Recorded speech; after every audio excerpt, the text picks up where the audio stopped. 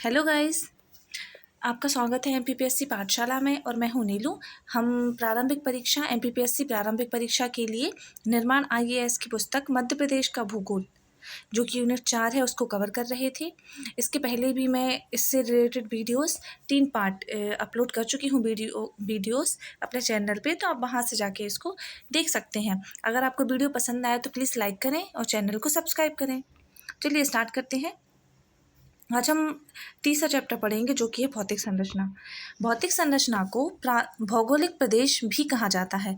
तो क्या कहते हैं, भौतिक संरचना को ही भौतिक प्रदेश कहा जाता है। प्रदेश लैटिन भाषा के शब्द रीजियो से बना है। किससे बना है? रीजियो से बना है। प्रादेशिक विभाजन पहली बार डडेल स्टैम्प तथा आर.एल. सह ने किया था। तो किसने किया था? हमें ये याद रखना है कि प्रादेशिक विभाजन पहली बार डडेल स्टैम्प और आर.एल. सह ने किया था। भौतिक संरचना की दृष्टि से मध्य प्रदेश प्रायद्वीपीय भारत, मध्य प्रदेश प्रायद्वीपीय पठार का भाग है। इसके पूर्व की ओर झारखंड, छत्तीसगढ़ तथा उड़ीसा में छोटा नागपुर का पठार और गड़जात की पहाड़ियां हैं। तो इसके कहाँ पे? पूर्व की ओर, जहाँ पे क्या है? पूर्व की ओर झारखंड और छत्तीसगढ़ है, वहाँ पे छोटा नागपुर का पठार और गड़जात की पहाड़ियाँ हैं। इसके पश्चिमी सीमा पर, यानी ऐसे अगर हम ये मैप बना लें यहाँ पे, मेरे मैप पे मत जाइएगा, थोड़ा ठीक सा नहीं बना है। हाँ, तो हम क्या देख रहे थे? पूर्व की ओर जाने पर, पूर्व की ओर जाने पर झारखंड और छत्तीसगढ़ और उड़ीसा के यहाँ पे, तो यहाँ पे छोटा नागपुर का पठार और गड़जात की पहाड़ियाँ हैं। पश्चिम की ओर आएंगे यहाँ पे राजस्थान के, यहाँ पे राजस्थान की अरावली श्रेणियाँ और पूर्वी राजस्थान की उच्च प्रदेश है यहाँ पे। दक्षिणी सीमा पर महाराष्ट्र में ताप्ती नदी की घाटी। तो महाराष्ट्र कहाँ पे है? यहाँ पे है। तो दक्षिणी सीमा में महाराष्ट्र, ताप्ती नदी घाटी और महाराष्ट्र का विस्तृत पठार है। मध्य प्रदेश के इस पठारी क्षेत्र की उत्तरी सीमा गंगा यमुना के मैदान से बनती है। तो उत्तरी सीमा कहाँ से बनती है? मध्य प्रदेश की उत्तरी मैदान से बनती है। इस मैदान का बहुत थोड़ा हिस्सा मध्य प्रदेश की सीमा में भी आता है। मध्य प्रदेश में समुद्र तल से 150 मीटर से कम ऊंचाई वाला भूभाग उत्तर में चंबल बेसिन तथा दक्षिण पश्चिम में नर्मदा घाटी में स्थित है। यानी कि एक मिनट, हाँ चलिए, समुद्र तल से 150 मीटर से कम ऊंचाई वाला भूभाग उत्तर में चंबल बेसिन तथा दक्षिण पश्चिम में नर्मदा घाटी में स्थित है। तो ये क्या है? ये निचला हिस्सा है। सबसे ऊंचा भूभाग दक्षिणी हिस्से पर स्थित सतपुड़ा की श्रेणियां और पहाड़ियां हैं। तो सबसे ऊंचा क्या है? सबसे ऊंचा भूभाग दक्षिणी हिस्से पर स्थित सतपुड़ा की श्रेणियां और पहाड़ियां हैं। इनका विस्तार गुजरात की राजपीपला की पहाड़ियों से लेकर मैकाल श्रेणी के पूर्व में देवगढ़ पहाड़ियों तक है। तो कहाँ तक विस्तार है इनका? सतपुड़ा की श्रेणियां और पहाड़ियां स्थित हैं। कहाँ पे? दक्षिणी हिस्से में सतपुड़ा की श्रेणियां और पहाड़ियां स्थित हैं। इनका विस्तार गुजरात की राजपीपला की पहाड़ियों से लेकर मैकाल श्रेणी के पूर्व की देवगढ़ पहाड़ियों के रूप में विस्तृत है। सतपुड़ा के उत्तर में इसके समानांतर फैली हुई नर्मदा और सोन की घाटियां हैं। तो अब सतपुड़ा के उत्तर में इसके समानांतर फैली हुई नर्मदा और सोन की घाटियां हैं। तो सतपुड़ा के उत्तर में इसके समानांतर फैली हुई नर्मदा और सोन की घाटियां हैं, जिनमें ये नदियां एक दूसरे के विपरीत दिशा में बहती हैं। कहाँ बहती हैं? विपरीत दिशा में बहती हैं। नर्मदा नदी के उत्तर में, यानी कि देखिए ये नर्मदा, ये देख लीजिए, ये आ रही है नर्मदा घाटी है ये। तो नर्मदा नदी के उत्तर में विंध्याचल श्रेणी है। कहाँ पे है? यहाँ पे विंध्याचल श्रेणी है। तो जो वास्तव में एक कगार है, तो विंध्याचल श्रेणी क्या है? विंध्याचल श्रेणी एक कगार है। तो आपको क्वेश्चन आ सकता है कि विंध्याचल श्रेणी का प्रकार क्या है या किस प्रकार की है विंध्याचल श्रेणी? तो यह क्या है? यह एक कगार है और मालवा पठार की दक्षिणी सीमा बनाती है। और दूसरा क्वेश्चन बन सकता है यहाँ से कि मालवा पठार, ये जो मालवा पठार है इसकी दक्षिणी सीमा कौन बनाता है? तो यह बनाती है विंध्याचल श्रेणी। मालवा पठार की दक्षिणी सीमा कौन बनाता है? विंध्याचल श्रेणी। राज्य के पश्चिमी भाग पर मालवा का विस्तार है। जैसे ये देखिए, ये है, ये मालवा का पठार है, ये वाला, ये मालवा का पठार है। तो ये मध्य प्रदेश के पश्चिमी हिस्से पर इसका मालवा का विस्तार है। चलिए, राज्य के पश्चिमी भाग पर मालवा पठार का विस्तार है, जिसका ढाल उत्तर की ओर है। उत्तर की ओर है मतलब इसका ढाल इस साइड है, ऊपर, इसका ढाल यहाँ ऊपर साइड है, उत्तर की ओर। मालवा के उत्तर में मध्य भारत पठार का कगारी प्रदेश में फैला हुआ है, यानी यहाँ पे ये वाला हिस्सा। एक मिनट,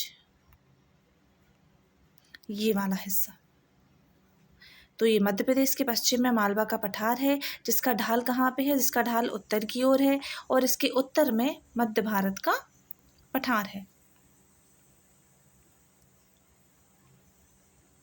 मालवा के उत्तर में मध्य भारत का कगारी प्रदेश फैला है।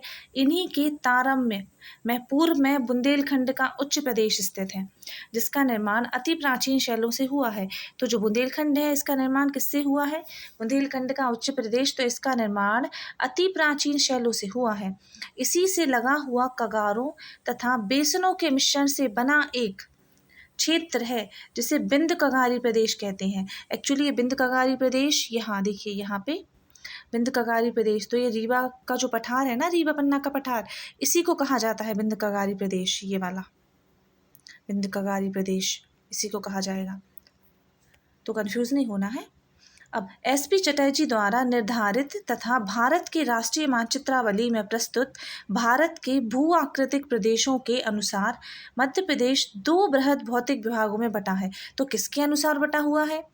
तो ये बटा हुआ है एसपी चटर्जी द्वारा निर्धारित और भारत के राष्ट्रीय मानचित्रावली में प्रस्तुत भारत के भूआकृतिक प्रदेशों के अनुसार मध्य प्रदेश को 2 भागों में बांटा गया है। अब कौन कौन से भागों में बांटा गया है, तो चलिए देखते हैं। तो पहला भाग है मध्य उच्च भूमि, पहला है मध्य उच्च भूमि और दूसरा है प्रायद्वीपीय पठार। तो अब प्रायद्वीपीय पठार, इसमें देखिए, अब ये जो मध्य उच्च भूमि है और प्रायद्वीपीय पठार है, तो मध्य उच्च भूमि के भी कुछ पार्ट्स हैं, इनको भी हम देख लेते हैं। तो क्या है? मध्य भारत का पठार, बुंदेलखंड का पठार, बुंदेलखंड उच्च भूमि, बिंद कगारी प्रदेश, मालवा का पठार, विंध्याचल श्रेणी, नर्मदा सोन घाटी। अब देखिए प्रायद्वीपीय पठार के भाग, तो सतपुड़ा मैकाल श्रेणी और बघेलखंड का पठार। और यहाँ देखिए नर्मदा सोन द्रोणी, इन विभागों की विभाजक रेखा है। तो अब देखिए कौन से 2 क्षेत्र, पहला है मध्य उच्च भूमि और दूसरा है प्रायद्वीपीय पठार। तो इनके बीच में, इन दोनों विभागों के बीच विभाजक रेखा क्या है? तो वो है नर्मदा सोन द्रोणी। तो ये क्वेश्चन भी आपसे पूछा जा सकता है कि मध्य उच्च भूमि और प्रायद्वीपीय पठार के बीच विभाजक क्या है, या फिर क्या विभाजक रेखा है? तो वह होगी नर्मदा सोन द्रोणी। देखिए ये पूरा डायग्राम बना हुआ है। तो इसमें यहाँ पे ये सबसे ऊपर क्या है, यहाँ पे मध्य भारत का पठार, जो कि 10.7% है, 10.7% है। और ये है मालवा का पठार, मालवा का पठार, यह सर्वाधिक क्षेत्र पर विस्तृत है, ये 28% है, ये 28% है। अब ये बुंदेलखंड का पठार है, ये रीवा पन्ना का पठार, ये बघेलखंड का पठार, ये नर्मदा घाटी, और यहाँ पे नीचे है सोन घाटी, ये वाली, यहाँ पे ये सोन घाटी है, सॉरी सतपुड़ा मैकाल पर्वत श्रेणी है, ये वाली सतपुड़ा मैकाल पर्वत श्रेणी है। सामान्यतः मध्य प्रदेश को 7 प्राकृतिक प्रदेशों में बांटा गया है, परंतु मध्य प्रदेश हिंदी ग्रंथ अकादमी के अनुसार 8 प्राकृतिक प्रदेश हैं। तो नॉर्मली कितने भागों में बांटा गया है? 7 भागों में बांटा जाता है। हम 7 भाग पढ़ते हुए आए थे, पर मध्य प्रदेश की हिंदी ग्रंथ अकादमी की जो बुक है उसमें 8 भागों को बताया गया है। यह इन्हें स्पष्ट यहाँ पे लिख दिया है, तो हमें ये याद रखना है, ऑप्शन के अकॉर्डिंग हमें वहाँ पे यूज़ करना है। मध्य उच्च भूमि मध्य उच्च प्रदेश या भूमि। मध्य प्रदेश के दक्षिण में नर्मदा सोन घाटी, पूर्व में कैमूर। मध्य प्रदेश के दक्षिण में नर्मदा सोन घाटी, पूर्व में कैमूर के कगार और पश्चिम में अरावली श्रेणियों के बीच स्थित त्रिभुजाकार पठार को मध्य उच्च भूमि के नाम से जाना जाता है। तो देखिए मध्य प्रदेश के दक्षिण में, यानी कि ये हमने मध्य प्रदेश बनाया था। देखिए फिर से बनाते हैं, एक बार ट्राई करते हैं। हाँ, तो अब देखिए दक्षिण में क्या है, नर्मदा सोन घाटी, यहाँ पे ये नर्मदा सोन घाटी है। पूर्व में कैमूर पठार है, तो पूर्व में कैमूर पठार है यहाँ पे, और यहाँ पे सॉरी हाँ पूर्व में कैमूर पठार, यहाँ तक बना लीजिए। और यहाँ पे पश्चिम में अरावली श्रेणियाँ, और यहाँ पे क्या है, अरावली श्रेणियाँ। तो यह इनके बीच में एक त्रिभुजाकार पठार है, ऐसा ऐसा आप मान सकते हैं कि एक पूरा ऐसा ये त्रिभुजाकार पठार बन जाता है, पूरा ऐसा त्रिभुजाकार पठार बन जाता है। तो ये त्रिभुजाकार पठार है। अब नेक्स्ट पेज पे आएंगे तो मध्य उच्च प्रदेश की उत्तरी सीमा साधारणतः यमुना नदी बनाती है। तो अब ये क्वेश्चन इंपॉर्टेंट है, यहाँ से बहुत ज़्यादा इंपॉर्टेंट है कि मध्य उच्च प्रदेश की उत्तरी सीमा कौन बनाती है, कौन बनाता है या कौन सी नदी बनाती है। तो यह हो जाएगी यमुना नदी।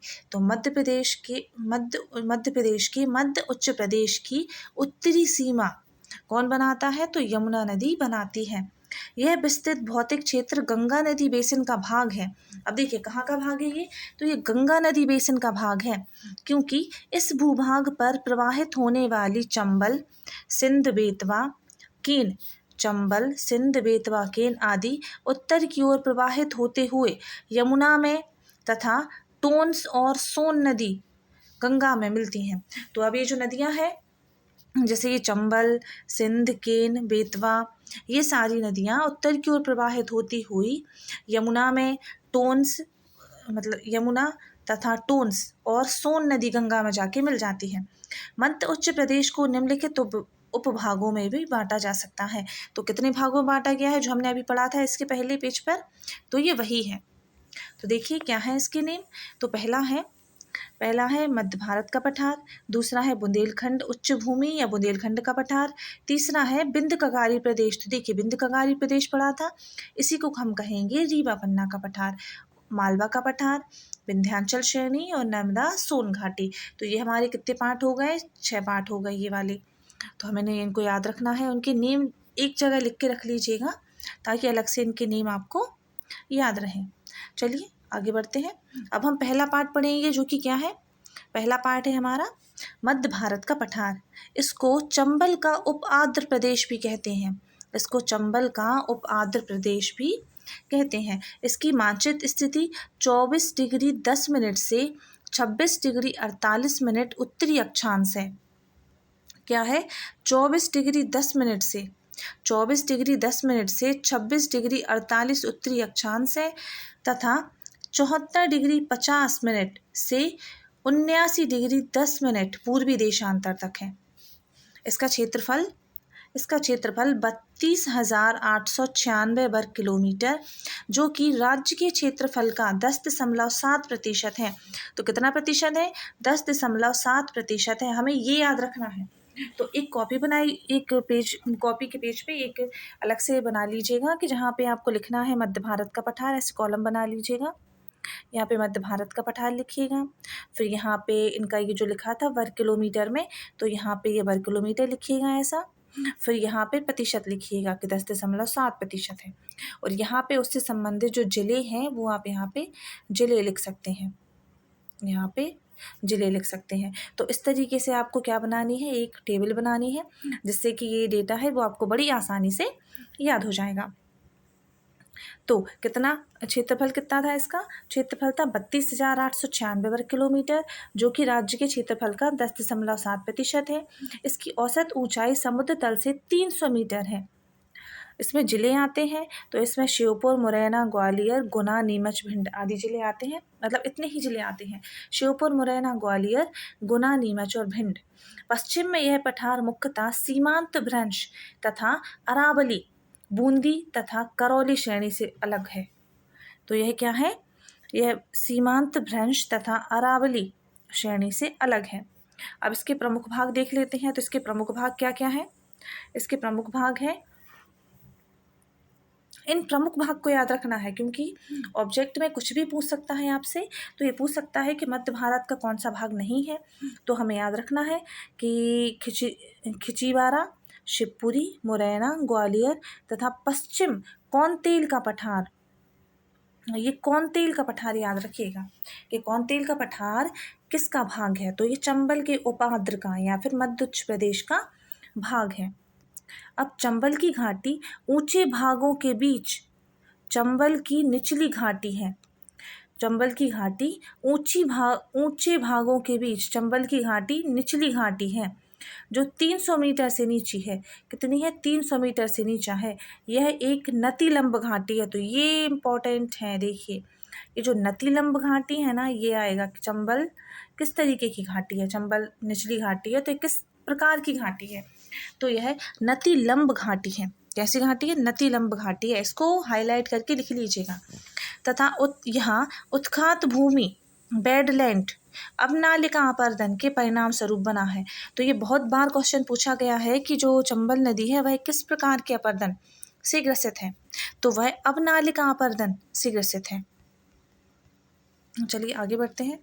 ये देखिए, ये यहाँ पे बना हुआ है इस मैप में, ये बना है यहाँ पे मध्य उत्तर प्रदेश, यहाँ से लेके पूरा यहाँ तक ये बना हुआ है। तो ये 10.7% हिस्सा है ये। चलिए आगे बढ़ते हैं। आगे हम देखते हैं शैल, यानी कि किस प्रकार की शैल से निर्मित है। तो शैल है भूवैज्ञानिक दृष्टि से यह मुख्यतः बिंद क्रम की शैलों से निर्मित है। तो किस प्रकार की है? बिंद क्रम की शैलों से है। और यहाँ पर बेसाल्टिक लावा का अंतर्वेधन भी प्राप्त होता है। यह पठार जलोढ़ के निक्षेप से बना है। जलोढ़ के निक्षेप से बना है क्योंकि यहाँ से नर्मदा और उसकी सहायक नदियाँ बहती हैं और यह गंगा सिंधु गंगा के मैदान का भी हिस्सा है, इसलिए यहाँ पे क्या है? यह जलोढ़ के निक्षेपों से बना हुआ है ये। इसका प्रमुख शिखर देखें तो टोगरा श्योपुर, प्रमुख शिखर टोगरा श्योपुर में है। नदियाँ देखें तो चंबल, पार्वती, काली सिंध, चंबल, पार्वती, काली सिंध तथा सिंध इस भौतिक प्रदेश की प्रमुख नदियां हैं। कौन कौन सी हैं? चंबल है, पार्वती है, काली सिंध और सिंध है। यानी कि जो चंबल है उसकी सारी सहायक नदियां क्या हैं? यहाँ की प्रमुख नदियां हैं। इसका सामान्य ढाल उत्तर तथा उत्तर पूर्व की ओर है। तो ढाल कहाँ पे है? उत्तर तथा उत्तर पूर्व की ओर है। सिंध गंगा का मैदान ग्वालियर तक फैला है और ये जो सिंधु गंगा का मैदान है ना, ये कहाँ तक फैला हुआ है? ये ग्वालियर तक फैला है। अब देखें मिट्टी कौन सी है? तो मिट्टी इसके ऊपर चंबल नदी तंत्र के जलोढ़कों का विस्तार पाया जाता है। इस भौतिक प्रदेश में जलोढ़ काली मिट्टी पाई जाएगी। तो हमें बस इतना ही याद रखना है, इसमें कैसी मिट्टी पाई जाएगी? तो इसमें जलोढ़ और काली मिट्टी पाई जाएगी क्योंकि जलोढ़क मिट्टी से निर्मित क्षेत्र है। और यहाँ पे सिंचाई किससे होती है? नहरों द्वारा। नहरों का जाल बिछा है, तो सिंचाई के लिए यहाँ नहरों का जाल बिछा है। तो मेन चीज़ तो यही है कि जो मध्य भारत का प्रदेश है, यहाँ पे किस प्रकार की सिंचाई होती है? तो यहाँ पे नहरों द्वारा सिंचाई होती है। जब हम सिंचाई पढ़ेंगे जल संसाधन में, तब हमें ये क्षेत्र देखने को मिलेगा कि चंबल के बेसिन में किस प्रकार की सिंचाई होती है। तो नहरों द्वारा सिंचाई होती है। और बाकी मध्य प्रदेश में सर्वाधिक सिंचाई कुएं नलकूपों द्वारा होती है, 67%। चलिए आगे बढ़ते हैं। अब हम देखते हैं कृषि सरसों, गेहूं, ज्वार, तिल यहाँ की प्रमुख फसल हैं। सरसों की व्यापक उत्पादन के लिए इसे सरसों की हांडी कहते हैं। तो आ सकता है कि सरसों की हांडी किसे कहते हैं? तो मध्य भारत के पठार को सरसों की हांडी कहा जाता है। तापमान और वर्षा, जलवायु की दृष्टि से यह अपेक्षाकृत शुष्क प्रदेश है। वर्षा 55 से 75 सेंटीमीटर तथा ग्रीष्म ऋतु में औसत तापमान 40 से 45 हो जाता है। तो वर्षा कितनी होती है? 55 से 75 सेंटीमीटर। और गर्मियों में इसका तापमान कितना हो जाता है? तो 40 से 45 डिग्री सेल्सियस। वहीं शीतकाल औसत तापमान 10 डिग्री से 18 डिग्री तक रहता है। कितना रहता है? गर्मियों में रहता है 40 से 45 और सर्दियों में रहता है 10 से 18। और यहाँ पे किस प्रकार की अत्यधिक गर्मी और अत्यधिक ठंड पड़ती है। अब देखिए, जब 40 से 45 टेम्परेचर हो जाएगा गर्मियों में और सर्दियों में 10 से 18 हो जाएगा, तो यहाँ पे अत्यधिक गर्मी और अत्यधिक ठंड तो पड़ना लाजमी है ही। चलिए अब आगे देखते हैं। खनिज संसाधन, चूना पत्थर, चूना पत्थर, चीनी मिट्टी, अभ्रक, चूना पत्थर, चीनी मिट्टी, चूना पत्थर, चीनी मिट्टी, अभ्रक और भवन में इस्तेमाल होने वाले पत्थर यहाँ बहुतायत मात्रा में मिलते हैं। प्राकृतिक वनस्पति, अपेक्षाकृत शुष्क होने के कारण यहाँ शुष्क और कटीली वनस्पति का विकास हुआ है। खैर, बबूल, करौंद, पलाश, कीकर वगैरह यहाँ की प्रमुख वनस्पतियों की प्रमुख किस्में हैं। औद्योगिक परिदृश्य देखें तो यहाँ पे मालनपुर, बानमौर, ग्वालियर, मुरैना, शिवपुरी प्रमुख औद्योगिक केंद्र हैं। सीमेंट, चीनी मिट्टी, कत्था, उपभोक्ता वस्तुएं और रेलवे से संबंधित उद्योग यहाँ विकसित हैं। तो अब मुझे आप कमेंट करके बताइएगा कि ये जो मालनपुर औद्योगिक केंद्र है ये किस जिले में आता है, और ये बानमौर, तो मालनपुर और बानमौर ये दोनों कमेंट करके बताइएगा कि किस जिले में आता है। देखें आपकी तैयारी कितने लेवल की हो रही है। अब सांस्कृतिक परिदृश्य, तो ग्वालियर और शिवपुरी यहाँ के प्रमुख पर्यटन स्थल हैं। तो अब मध्य भारत का पठार है तो ग्वालियर और शिवपुरी तो आते ही हैं, उसमें शिवपुरी जिले आते हैं, शिवपुरी और ग्वालियर, तो इसके पर्यटन भी आएंगे। तो ग्वालियर शिवपुरी यहाँ के प्रमुख पर्यटन स्थल हैं। सहरिया जनजाति इस क्षेत्र की प्रमुख जनजाति है, और जनजाति कौन सी है? सहरिया, क्योंकि ये जो उत्तरी भाग है मध्य प्रदेश का ये वाला, यह सहरियाओं का है। यह जो क्षेत्र है यह सहरियाओं का क्षेत्र है। सॉरी, इतना ज़्यादा नहीं, इतना, ये जो क्षेत्र है ये सहरियाओं का, यहाँ पे सहरिया, खैरवार और सौर जनजातियाँ यहाँ पे पाई जाती हैं। तो सहरवार जनजाति का प्रमुख क्षेत्र है ये। शिवपुरी का माधव राष्ट्रीय उद्यान यहाँ का राष्ट्रीय उद्यान है, क्योंकि ये जो माधव राष्ट्रीय उद्यान है ये शिवपुरी में ही आता है। इस परिक्षेत्र में ब्रज भाषा का प्रचलन है। कौन सी भाषा का? ब्रज भाषा का प्रचलन है, तथा रामलीला और कृष्ण के जीवन से संबंधित रासलीला प्रमुख लोक नाट्य। अब देखिए, ब्रज से याद रखिए कि कृष्ण कहाँ के थे?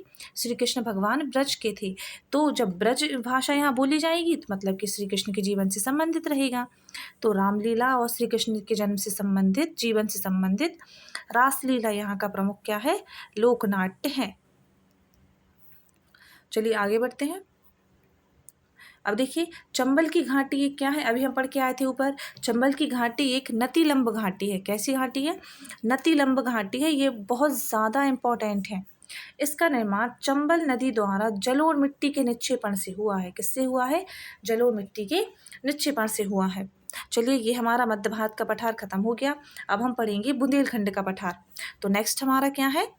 बुंदेलखंड का पठार। इसकी मानचित्र स्थिति है 24 डिग्री 6 मिनट से 26 डिग्री 22 मिनट उत्तरी अक्षांश तथा 77 डिग्री 51 मिनट से 80 डिग्री 20 मिनट पूर्वी देशांतर। इसका क्षेत्रफल 23,737 वर्ग किलोमीटर, जो कि राज्य के क्षेत्रफल का 7.7% है। तो कितना है? 7.7%। वो मध्य भारत का पठार था उसका कितना था? उसका था 10.7%, जो कि उसका क्षेत्रफल कितना था? वो तो वो था 32,896। तो हमें ये ऐसा रिवीजन करता हुआ चलना है अपने साथ में, ताकि हम आगे का पढ़ते जाएं और पीछे का सपाट ना हो, इसलिए रिवीजन करते रहिए। तो क्षेत्रफल कितना होगा इसका? बुंदेलखंड के पठार का 23,737। तो ऐसे याद रख लीजिएगा कि 2 लगा हुआ है और 37 2 बार लिख दो, तो ये हो जाएगा कितना? इतना हो जाएगा 23,737 वर्ग किलोमीटर है, जो कि राज्य के क्षेत्रफल का कितना है? तो यह है 7.7%। 7.7% है। ये कितना है? 7.7%। वो मध्य भारत का पठार कितना था? 10.7%। ये है 7.7%। इसकी औसत ऊंचाई कितनी है? समुद्र तल से औसत ऊंचाई 300 से 450 है। उसकी कितनी थी? उसकी 300 मीटर थी। इसकी 300 से 450 है। इसमें जिले आएंगे टीकमगढ़, निमाड़ी, अशोकनगर, भिंड। टीकमगढ़, निमाड़ी, अशोकनगर, भिंड, और भिंड की लहार तहसील आएगी। दतिया की भांडेर तहसील, शिवपुरी की करेरा, दिनारा, पिछौर क्षेत्र, सागर, पन्ना, छतरपुर, ग्वालियर क्षेत्र आएंगे इसमें। अब बुंदेलखंड का पठार मध्य उच्च प्रदेश का उत्तर पूर्वी भाग है। यहाँ प्रायः समतल भूक्षेत्र है। यह कैसा है? यह प्रायः समतल भूक्षेत्र है जिसके ऊपर कम ऊंचाई की छोटी छोटी पहाड़ियाँ पाई जाती हैं। अब देखिए ये पॉइंट इंपॉर्टेंट है। यहाँ पे क्या लिखा हुआ है? बुंदेलखंड का पठार मध्य उच्च प्रदेश का उत्तर पूर्वी भाग है। कैसा भाग है? उत्तर पूर्वी भाग है। यहाँ प्रायः समतल भूक्षेत्र है। और कैसा क्षेत्र है ये? समतल भूक्षेत्र है जिसके ऊपर कम ऊंचाई की छोटी छोटी पहाड़ियाँ पाई जाती हैं। कैसी पहाड़ियाँ? छोटी छोटी पहाड़ियाँ पाई जाती हैं जिसे स्थानीय रूप से टार और टोर कहते हैं। क्या कहते हैं? टार और टोर कहते हैं। इस पठार में बीच बीच में डाइक से बनी पहाड़ियाँ हैं। ये आपने स्थलाकृति पढ़ी होंगी। तो ये डाइक है, जो लंबवत जम जाता है लावा, उसे डाइक कहा जाता है। तो इस पठार में बीच बीच में डाइक से बनी पहाड़ियाँ पाई जाती हैं। और ये जो स्थानीय पहाड़ियाँ, ये जो छोटी छोटी पहाड़ियाँ हैं, इनको टार या टोर कहा जाता है। इसकी उत्तरी सीमा यमुना नदी से बनती है। और उत्तरी सीमा किससे बनेगी? तो उत्तरी सीमा यमुना नदी से बनेगी। और इस पठार के उत्तर की ओर बहने वाली नदियाँ बेतवा और धसान हैं, जो यमुना की सहायक नदी हैं। तो इसमें उत्तर की ओर बहने वाली नदियाँ कौन सी हैं? बेतवा, धसान, जो कि यमुना की सहायक नदियाँ हैं। बुंदेलखंड पठार के कुछ हिस्से समतल प्राय मैदान के उदाहरण माने जाते हैं। तो ऐसे याद रख सकते हैं कि अभी अपन ने ऊपर पढ़ा था कि ये जो बुंदेलखंड का पठार है ये कैसा है? यह एक समतल क्षेत्र है। कैसा है? समतल भूक्षेत्र है। ये पढ़ा था, समतल भूक्षेत्र है। तो यह समतल मैदान के उदाहरण भी माने जाते हैं। समतल प्राय मैदान के उदाहरण माने जाते हैं। अब देखिए ये है हमारा मध्य प्रदेश में, ये क्या है हमारा? बुंदेलखंड का प्रदेश या बुंदेलखंड का पठार। इसको बुंदेलखंड उच्च भूमि भी कहा जाता है। चलिए नेक्स्ट पढ़ते हैं। अब इसके प्रमुख शिखर पढ़ेंगे। शिखर देख लेते हैं। प्रमुख शिखर है यहाँ 3 तरफ से पन्ना श्रेणी, बिजावर श्रेणी, नरहट स्कॉर्प यानी कगार और चंदेरी पाट से अर्धचंद्राकार रूप में घिरा हुआ है। सिद्ध बाबा 1172 मीटर इस पठार की सबसे ऊंची चोटी है। तो बुंदेलखंड की सबसे ऊंची चोटी क्या है? तो यह है सिद्ध बाबा। इसकी ऊंचाई कितनी है? 1172 मीटर। तो ये हमें बहुत रट के याद करना है, बिल्कुल रट लेना है कि सिद्ध बाबा कितनी है? 1172 मीटर। अब शैलें कैसी पाई जाती है यहाँ पे? तो इस पठार का निर्माण पुरा कैम्ब्रियन क्रम की गुलाबी नीस तथा बिजावर क्रम एवं विंध्यन क्रम की शैलों से हुआ है। तो किन किन से हुआ है? कैम्ब्रियन क्रम की गुलाबी नीस, बिजावर क्रम और विंध्यन क्रम की शैलों से हुआ है। यहाँ गुलाबी तथा लाल भूरे रंग के ग्रेनाइट शैलों की बहुलता पाई जाती है। कैसे? लाल भूरे रंग के ग्रेनाइट शैलों की बहुलता पाई जाती है यहाँ पे।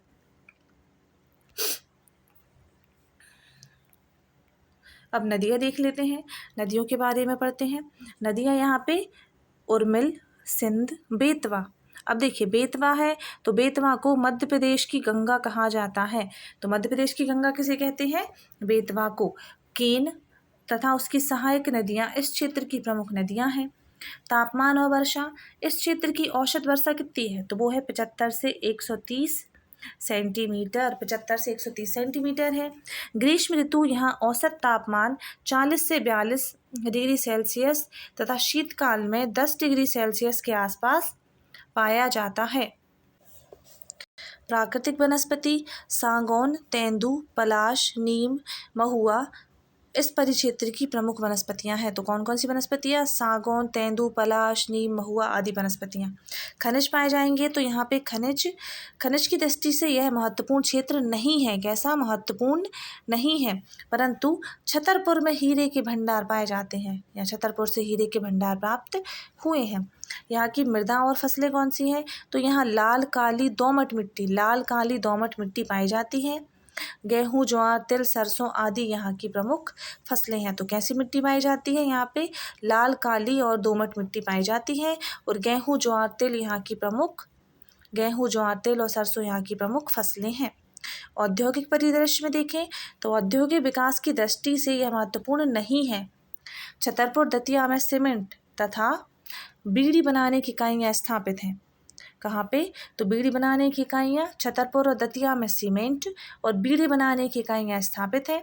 बीड़ी बनाने की इकाइयाँ अशोकनगर का चंदेरी जरी उद्योग के लिए प्रसिद्ध है, तो इसको याद रखना है। और आप कमेंट करके बताइए कि ये जो चंदेरी हैं, चंदेरी की साड़ियाँ हैं, इनको जीआई टैग किस वर्ष में मिला था। ठीक है, चलिए आगे बढ़ते हैं। सांस्कृतिक परिदृश्य, बुंदेलखंड को प्रदेश की सांस्कृतिक आत्मा माना जाता है। क्या माना जाता है? बुंदेलखंड को प्रदेश की सांस्कृतिक आत्मा माना जाता है। यहाँ संपूर्ण चंदेलों और बुंदेलों का क्षेत्र रहा है। खजुराहो तथा दतिया का पीताम्बरा पीठ, कौन सा पीठ? पीताम्बरा पीठ एवं सोनगिरी प्रमुख पर्यटन केंद्र है। केन अभ्यारण्य घड़ियाल संरक्षण का प्रमुख केंद्र है। तो घड़ियाल संरक्षण का केंद्र कहाँ पे है? तो वो है केन अभ्यारण्य में, केन अभ्यारण्य में है। और सोनगिरी प्रमुख पर्यटन है पीताम्बरा पीठ और पीताम्बरा पीठ, एक मिनट, हाँ चलिए, पीताम्बरा पीठ और सोनगिरी क्या है? प्रमुख पर्यटन केंद्र हैं। अब ये सोनगिरी कौन से धर्म से संबंधित है, ये भी कमेंट करें आप लोग। और रुको मैं ही बता देती हूँ, ये जैन धर्म से संबंधित है। किससे संबंधित है? जैन धर्म से संबंधित है। राई, बधाई, स्वांग, सहरा, नौटंकी इस क्षेत्र के प्रमुख लोक नृत्य हैं। तो अब देखिए बुंदेलखंड का है, तो बुंदेलखंड में जानते हैं क्या होता है? राई, बधाई, स्वांग, सहरा, नौटंकी, ये सब यहाँ के लोक नृत्य और लोक नाट्य हैं। हरदौल की मनौती और आखा तीज यहाँ का प्रमुख पर्व है, तो इसको याद रखिएगा, ये बहुत ज़्यादा इम्पोर्टेंट है। हरदौल की मनौती कहाँ की है? बुंदेलखंड का है। और आखा तीज, ये आखा तीज है, ये अक्षय तृतीया कहलाती है। आखा तीज को ही अक्षय तृतीया कहा जाता है। जगनिक रचित आलाखंड, आलाखंड घाघ की कहावतें तथा ईसुरी की फाग प्रमुख लोक गायन है। ईसुरी की फाग प्रमुख लोक गायन है। तो ये जो आलाखंड है, ये जगनिक द्वारा रचित आलाखंड है। जगनिक द्वारा रचित आलाखंड, यह वीर प्रधान, मतलब वीर रस प्रधान है। इसको अच्छे तेज स्वर में गाया जाता है आलाखंड को। वीर रस प्रधान है ये, आलाउदल के उस पे है ये, महोबा के आलाउदल, जिन 52 लड़ाइयों का उल्लेख रहता है इसमें। अब चलिए आज की वीडियो में इतना ही रखते हैं। इससे आगे का जो रहेगा वो हम नेक्स्ट वीडियो में कवर कर लेंगे। आप लोग को वीडियो पसंद आता है तो प्लीज़ लाइक करें, और आप लोग मेरे यूट्यूब चैनल के साथ साथ मेरे टेलीग्राम चैनल को भी ज्वाइन कर लें।